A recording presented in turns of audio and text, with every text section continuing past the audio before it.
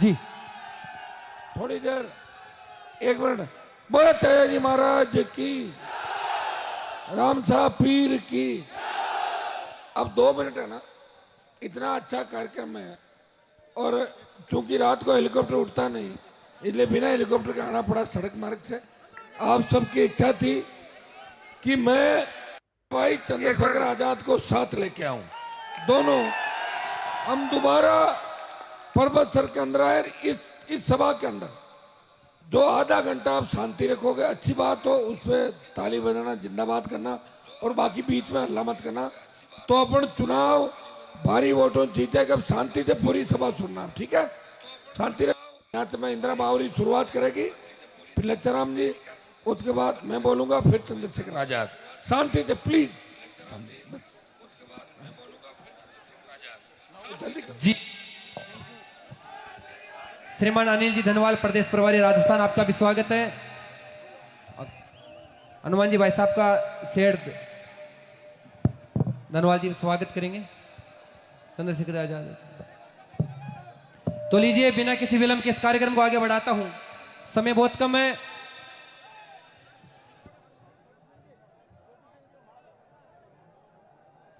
सबसे पहले उद्बोधन की इस प्रथम कड़ी में मेड़ता से राष्ट्रीय लोकतांत्रिक पार्टी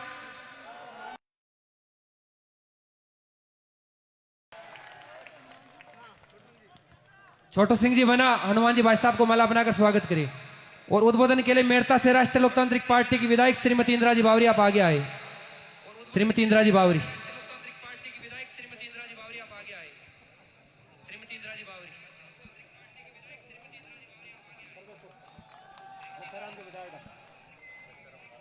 बोलो तेजाजी महाराज की, बोलो राम साहब पीर की। जय भीम, जय भीम। आज आपके बोलो राम साहब पीर परबेसर गांव में आपके प्रत्याशी लच्छाराम जी और मंच पर विराजमान आपके सबके लाडला और किसान का बेटा हनुमान बाबू तो निवेदन, और किसान का बेटा हनुमान बाबू तो निवेदन, और किसान का बेटा। पर जो अब की बार आप वोट और सपोर्ट और आशीर्वाद आप अब की बार कहो ना, जन आपने वोट को अलग ही मजा है, तो मैं तो आप वही निवेदन करूं कि आप लोग अब की बार 36 कौम का लोग आरएलपी पार्टी को मतदान करना है और हनुमान बेनीवाल जी को मजबूत करना है। हनुमान बेनीवाल जी आपके लिए संघर्ष करे और रात दिन प्रयास करे कि किसान का बेटा खुशहाल कैसे हो। मैं आप वही निवेदन करूं कि दोनों नेता मजबूत है और अब की बार दोनों ही साथ चल दिया है। तो आप लोगों हाथ जोड़ निवेदन है, अब की बार आपने 36 कौम का लोगों ने ये दोनों शेरा ने आशीर्वाद पूरा देना आपने अब की बार, क्योंकि दोनों मजबूत नेता है और बाद में आपका आशीर्वाद नहीं रिया तो जनता कहीं कही कि बड़ा बड़ा नेता आया बाने हराई दिया, बात चीज नहीं करनी आप। वैसे मजबूत गांव है आपका और मजबूत विधानसभा है। आपकी भीड़ और आपका प्यार और प्रेम देख रहने लगे कि आरएलपी पार्टी की बीबीसी बोली अब की बार। तो हनुमान बेनीवाल जी ने आपको मजबूत करना है और चंद्रशेखर जी भाई साहब अपनी विधानसभा में मारवाड़ में पहली बार आया है, आपको मान और सम्मान आपके हाथ में अब की बार। वैसे मैं भी बावरी समाज की बेटी हूं, मैं आपको निवेदन करनी चाहूं, मैं तो आपने इतना ही निवेदन करूं कि बावरी समाज मारवाड़ विधानसभा में खूब सारा है और बावरी समाज वोट ले ले खाली संताबा कोई काम करे, विकास को काम नहीं कियो। मैं तो आपको निवेदन करूं कि आप लोग अब की बार आरएलपी पार्टी को मजबूत करना है और मजबूती के साथ बावरी समाज का नाम रोशन आपको करना है। वैसे हनुमान बेनीवाल जी ने आपकी बावरी समाज की जान और पहचान बनाई, पूरा राजस्थान में आज बावरी समाज को नाम चल रही हो। वैसे मैं तो आपको वही निवेदन करूं कि आप लोग आरएलपी पार्टी की मदद आपको करना है। वैसे कांग्रेस बीजेपी वाली आप कर ली और आपने देख ली, आपने कोई मारवाड़ विधानसभा में नेता नहीं मिला। आपको अब की बार सबक सिखाना है और दोनों पार्टियों को अब की बार नीचे झुकाना। आपको आप अब की बार लच्छा राम जी को मदद करनी है, भारी वोटों आपको जिताना है और हनुमान बेनीवाल जी को पूरी मदद करनी है और हनुमान बेनीवाल जी को मजबूत करना है। आप लोग अब की बार 36 कौम का आप लोगों ने पूरी मजबूती रखनी है और गांव-गांव ढाणी-ढाणी आपको प्रचार भी करना है और हनुमान बेनीवाल जी आपके बीच में रात और दिन संघर्ष करिए। तो आप लोग अब की बार पूरी मदद और पूरा आशीर्वाद हनुमान बेनीवाल जी पर आपको रखना है। आप मान और सम्मान दिया, आपको बहुत बहुत धन्यवाद। जय हिंद, जय भारत। थैंक यू आदरणीय इंदिरा जी, और आपको मेड़ता से भारी भरकम जीत के लिए अग्रिम बधाई। तो लीजिए, जिन्होंने आधुनिकता के इस बदलते दौर में राजनीति के बदलते मूल्य में अपनी व्यक्ति निष्ठा दुर्वतारी की तरह टल रखकर, जिन्होंने हिंदुस्तान के किसान कौम की फटी धोती, किसान का फटा साफा और किसान के पैरों की फटी बिवाई देकर ये पहचान लिया कि मुझे इसकी मदद के लिए आगे आना है, ऐसे आजाद समाज पार्टी के राष्ट्रीय अध्यक्ष मेरे बड़े भाई चंद्रशेखर जी आजाद, आप आगे आइए और अपने उद्बोधन से इस किसान कौम को लाभान्वित करने का काम करें। चंद्रशेखर जी भाई साहब के सम्मान में दोनों हाथों की जोरदार तालियां।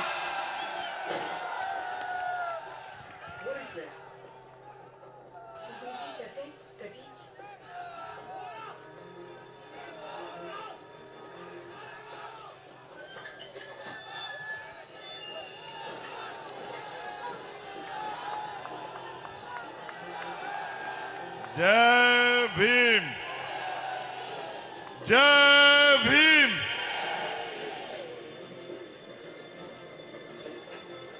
कब से बैठे हो?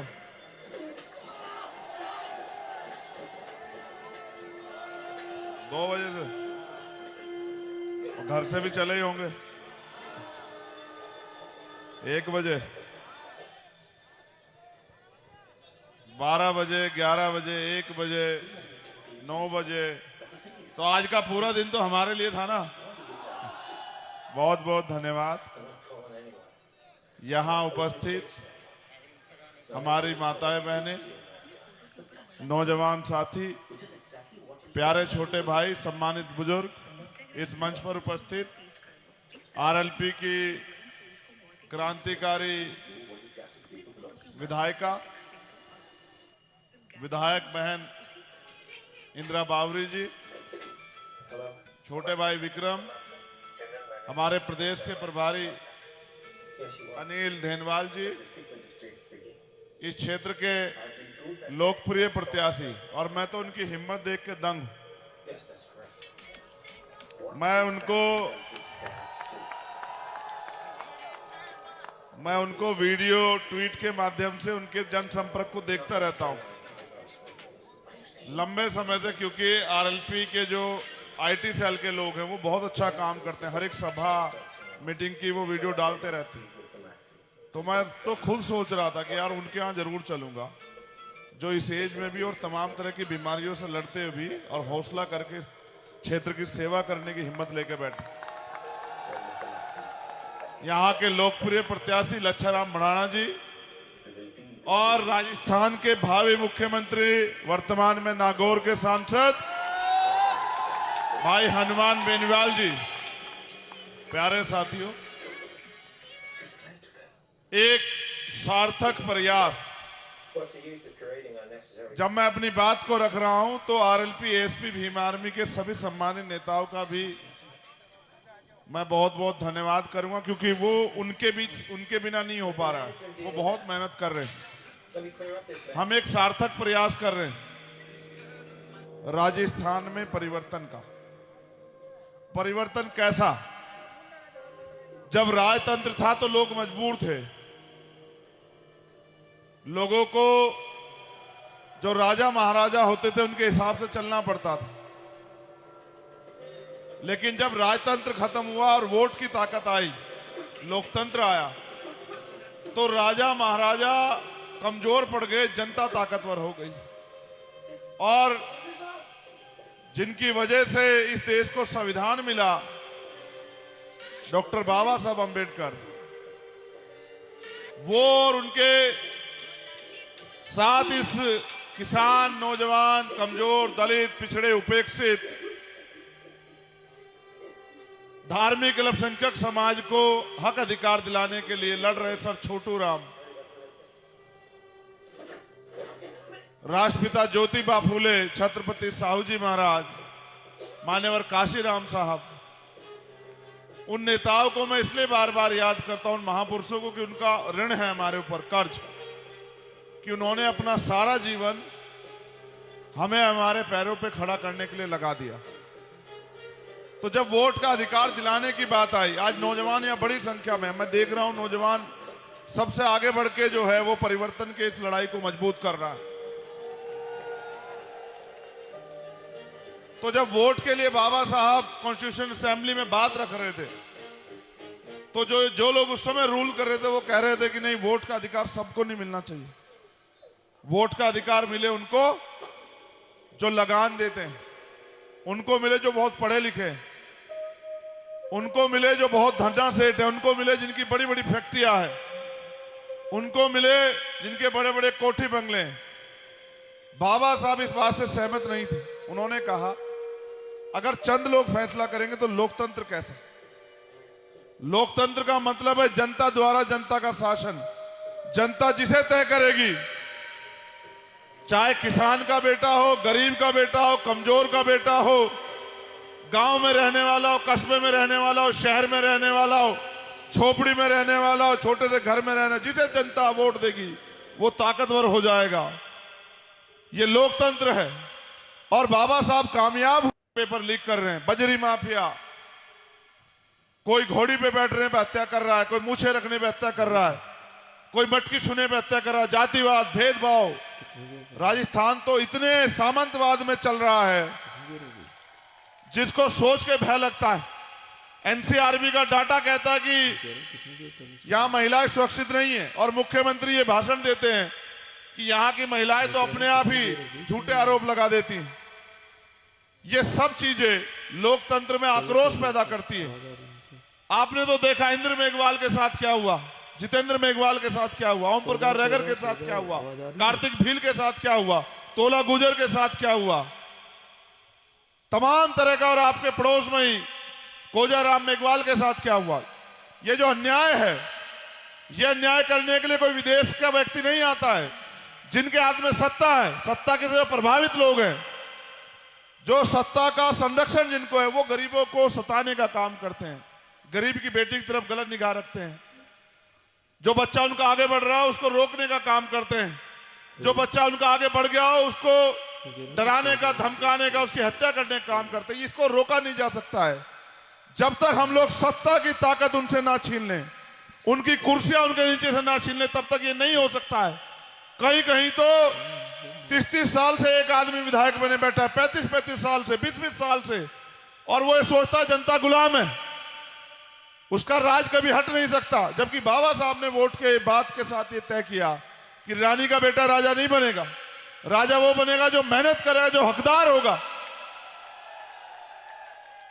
आपने तो उदाहरण पेश किया, आपने किसान के बेटे को, आज ये हालात है पूरे राजस्थान में, भय पड़ गया भाजपा कांग्रेस में। आप देखो क्या क्या षड्यंत्र कर रहे हैं। कल हम एक सभा में गए, अब मैं इसलिए आपको नहीं बताता कि आप गुस्सा ना करने लग जाओ हमारे नौजवान साथियों। उस सभा में हेलीपैड पे पानी भरवा दिया। आप सोचो कोई बड़ा हादसा घट सकता था। हम तो संकल्पित हैं कि जब हमने कहीं तय कर लिया हम जाएंगे, चाहे बाई रोड जाएं, कैसे जाएं, कुछ हो जाए चाहे, लेकिन जब हम वहां गए तो उसमें पानी भरवा दिया। हमारा हेलीकॉप्टर डिसबैलेंस हो सकता था, हमारी जान पे आफत आ सकती थी, लेकिन कोई परवाह नहीं सत्ता में बैठे लोगों को। उन्होंने जानबूझ के किया। उनको लगता है हनुमान, बेनीवाल और चंद्रशेखर मर जाएं, लेकिन उनकी राजनीतिक विरासत नहीं हटनी चाहिए। आपने तो, लोकतंत्र का यही तो चमत्कार है कि जो आंधी चल रही है आजाद समाज पार्टी राष्ट्रीय लोकतांत्रिक पार्टी की पूरे राजस्थान में, जितनी भीड़ हमारे लोग जितनी संख्या में आते हैं और उसके जब फोटो जाते हैं तो भाजपा कांग्रेस के लोग सर पे हाथ रख लेते हैं कि ये क्या है।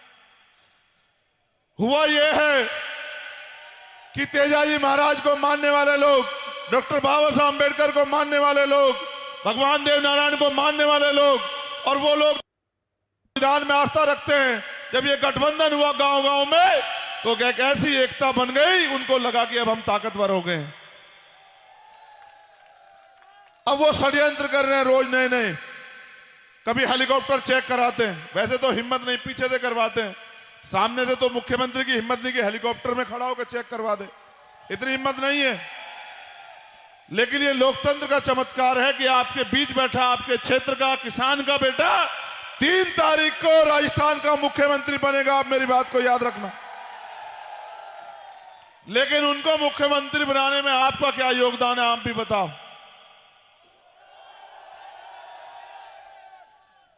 परबतसर के लोगों, विधायक जीतेंगे, जिसके ज्यादा विधायक होंगे वो मुख्यमंत्री बनेगा। और राजस्थान में मैं लिख के कहता हूं, ऐसा भी हो सकता है कि आरएलपी एसपी के विधायक भाजपा और कांग्रेस से भी 10 विधायक ज्यादा हों।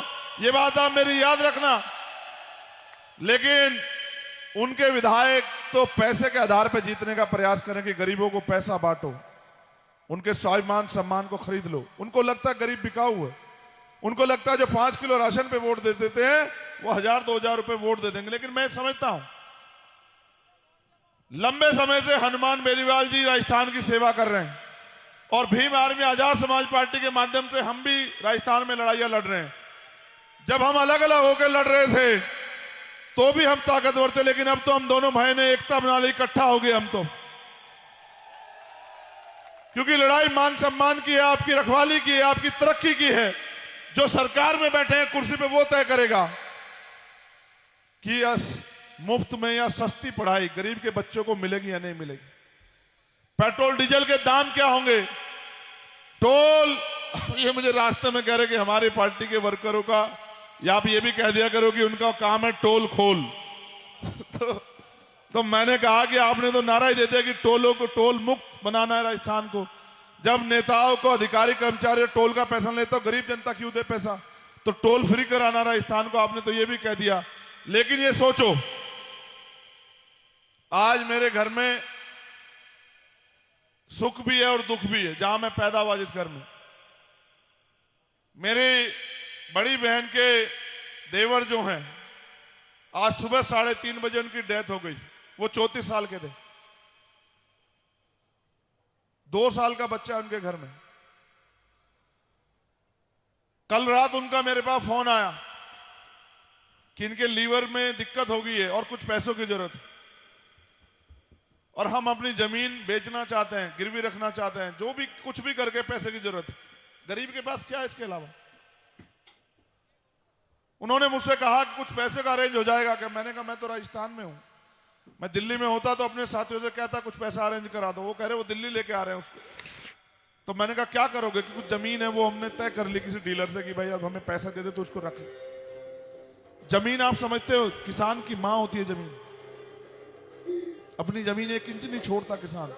लेकिन वो मुझसे कह रहे थे क्या करें इसके अलावा रास्ता नहीं, क्योंकि आप हॉस्पिटल जाओगे तो इतने बड़े बिल आते हैं। भारत में तो जिस नेचुरल हवाओं को हम लेते हैं, लेकिन बीमार होने पे ऑक्सीजन के रूप में जो आती है 7-8 हजार रुपए का डेली का बिल आता है उसका। यानी कि अगर आपके परिवार का कोई व्यक्ति बीमार हो जाए तो आपको अपना मकान, आपको अपनी जमीन बेच के उसका इलाज करा सकते हैं, इसके अलावा कोई रास्ता नहीं। इसलिए आपको सस्ता और सुलभ इलाज मिलेगा नहीं मिलेगा ये सरकार तय करेगी। आपको रोजगार मिलेगा नहीं मिलेगा ये सरकार तय करेगी। बहन बेटियां सुरक्षित रहेगी नहीं रहेगी सरकार तय करेगी। गरीबों को, भूमिहीनों को भूमि मिलेगी नहीं मिलेगी ये सरकार तय करेगी। 3 लाख करोड़ का जो बजट है राजस्थान का सालाना, उसका फायदा किसानों को, एमएसपी गारंटी, नौजवानों को तरक्की, लोन और आगे बढ़ने के लिए मिलेगा नहीं मिलेगा ये सरकार तय करेगी। अभी तो वो पैसा माफियाओं की जेब में जा रहा है। केंद्र में बैठे प्रधानमंत्री 1-1 लाख करोड़ रुपए माफ करता है अडानी अंबानी का, कोई सवाल नहीं कर सकता है, कोई पूछता नहीं कि ये जो पैसा है ये गरीब के टैक्स का पैसा है, टैक्स पेयर का पैसा है। लेकिन अगर आप 10,000 रुपए किसान या कोई गरीब लोन के ले समय पर ना दे तो आपकी आरसी काट के आपको जेल भेज देंगे और अपमानित करके ले जाएंगे, क्योंकि सत्ता उनकी है, सत्ता की चाबी उनके पास है, कुर्सी पे वो बैठे। तो आपका भला कैसे होगा? आपका भला ऐसे होगा कि जब ज्यादा से ज्यादा संख्या में आप विधायक जिता के भेजोगे, जिनके ज्यादा विधायक होंगे वो चयन करेंगे सरकार किसकी बननी है।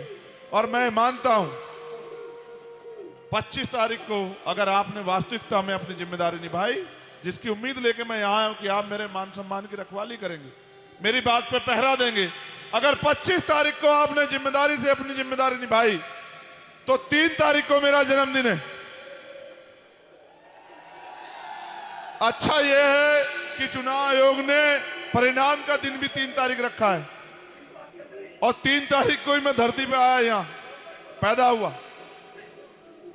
इस बार सब कुछ हमारे फेवर में है। वैसे भी मुझे जन्मदिन मनाना ही है।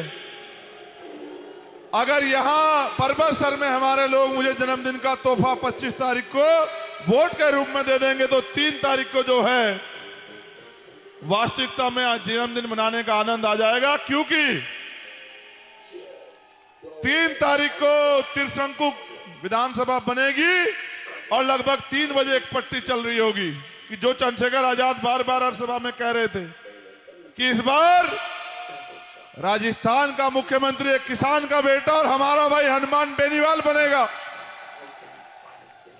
लेकिन अगर आप चूक गए, आप इनके पैसे के चक्कर में आए, इनकी ये शराब भी बांटते हैं, बहुत खराब लोग शराब बांटते हैं। क्यों बांटते हैं? आपको याद है शहीद आजम भगत सिंह 23 साल की उम्र के थे जब उन्होंने देश के लिए लड़ते हुए शहादत दी। लड़ाई ऐसे लड़ी जाती है, सीखो नौजवानों। आज का 23 साल का जो नौजवान है नशे में, वो खड़ा भी नहीं हो पा रहा। 23 साल, क्योंकि पहले ही नशे से उसके दिमाग को बेवकूफ बना दिया है। उन्होंने इस देश की आजादी की लड़ाई लड़ी और बलिदान दिया, तब जाके दुश्मन भागा। आप सोचते हो आप मेहनत नहीं करोगे आपका राज आ जाएगा? How can possible? राज कोई गुड्डे गुड़िया खेल है क्या? जो राज पे बैठे वो रोकने के लिए हमें सारे हथकंडे अपना देंगे, खूब पैसा बहाएंगे, खूब सरकारी मशीनरी का, पुलिस का, सब चीजों का दुरुपयोग करेंगे, डराएंगे, लोगों को धमकाएंगे, क्योंकि वो नहीं छोड़ना चाहेंगे। कुर्सी से बहुत प्यार करते हैं नेता। लेकिन मुझे आपकी शक्ति, आपके संघर्ष, हनुमान बेनीवाल जी के लड़ाकेपन पे भरोसा है कि इस बार आप हमें परबतसर में और राजस्थान में निराश नहीं करने वाले। इसलिए मैं आपको अपनी बात को खत्म करते आपसे आग्रह करूंगा, कल का दिन आपके पास है और परसों का 2 दिन, इन 2 दिन में मेहनत कराना है। अगर अपने हाथ मजबूत करना चाहते हो, अगर अपने बच्चों का उज्जवल भविष्य चाहते हो, राजस्थान को अंधकार से निकालना चाहते हो, देखो तो राजस्थान क्या है। मैं उधर गया था बाली की साइड में, एक बार में किसान यहां बैठे, एक फसल होती है 1 साल में, 1 साल खेत को खाली छोड़ना पड़ता है, पीने के लिए साफ पानी नहीं है, खारा पानी। जो सरकार 70 सालों में आजादी के बाद पानी की व्यवस्था नहीं करा पाई, चाहे वो भाजपा की हो, कांग्रेस की हो, वो आपके बच्चों का भविष्य कैसे तय करेगी? आप सोचो ना। पीने का पानी, और ये नहाते होंगे बिस्लेरी के पानी में नेता यहाँ के आपके, समझ रहे हो? फर्क है। सोचो, मैं तो देखता हूं ना जीवन को, अमीरों के कुत्ते एसी में सोते हैं भाई, बड़ी बड़ी गाड़ियों में घूमते हैं, गर्मी आती है तो एसी लगाते हैं और सर्दी आती है तो हीटर। लेकिन आप अपनी जिंदगी के बारे में सोचो, कब तक ठगे जाते रहोगे? जानवर भी अगर उससे 2-4 बार आप ठग लो, मुंह फेर लेगा, लेकिन आप नहीं समझते हो। समझते हो नहीं समझ रहे मैं क्या समझाना चाह रहा हूं? इसलिए आपसे आग्रह करूंगा, अगर आप वास्तविकता में मुझसे प्यार करते हो और चाहते हो परबतसर में परिवर्तन हो, तो दोनों हाथ उठा के बताओ।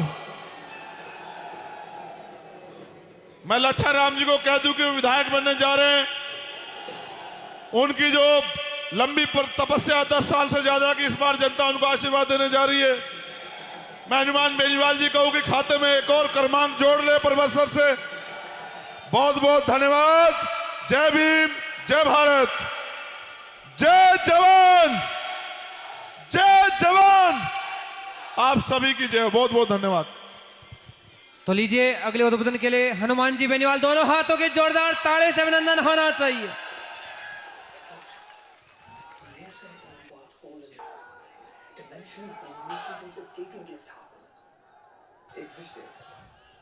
परवसर के अंदर सबसे पहले तो हमारे बीच उपस्थित देश की जवान, किसान, मजलूम, शोषित, दलित, पीड़ित की मजबूत आवाज छोटे भाई चंद्रशेखर जी आजाद, आप सबके सर्व समाज के लोकप्रिय नेता, हमेशा आपके बीच संघर्ष करने वाले हमारे संरक्षक लच्छाराम जी बराड़ा साहब, मेड़ता की विधायक बहन इंदिरा बावरी जी, पूर्व प्रधान जी, राष्ट्रीय लोकतांत्रिक party, Azad Samaj party, Bhim army, Bhim सेना और तमाम संगठनों के मेरे भाई, सर्व समाज, किसान और जवान, 2-3 जोरदार जयकारे लगाए। राष्ट्रीय लोकतांत्रिक पार्टी, आजाद समाज पार्टी, गठबंधन जिंदाबाद। बोले तेजाजी महाराज की, देवनारायण भगवान की, रामसा पीर की, बाबा साहब अमर रहे। आज की सभा के अंदर हम 4 घंटा देरी से आए, इसके लिए क्षमा प्रार्थी है। बिना हेलीकॉप्टर आए, वैसे तो हेलीकॉप्टर उड़ रहा, छोटे वाला देखो है। दोबारा जब लच्छाराम जी को भारी वोटों से जिता दोगे, मैं आपको विश्वास दिलाता हूं, हेलीकॉप्टर से लच्छाराम जी को साथ लेके आएंगे हम दोनों, ये मैं विश्वास चाहता हूं। मेरे छोटे भाई ने जो मजबूती से आपका मार्गदर्शन किया, आप में जोश भरा, इस चुनाव के अंदर जो असली रंग जमा है वो 17 तारीख बाद से ही जमा है, जब चंद्रशेखर आजाद और हनुमान बेनीवाल एक साथ लड़ाई लड़ते राजस्थान के अंदर थी। इस गठबंधन की बहुत बड़ी आवश्यकता थी। शेड्यूल कास्ट के भाई, किसान जो हमेशा एक दूसरे के पूरक है, जिन्होंने मिलकर गोलियां खाई, जिनका साथ में शोषण हुआ, याद करो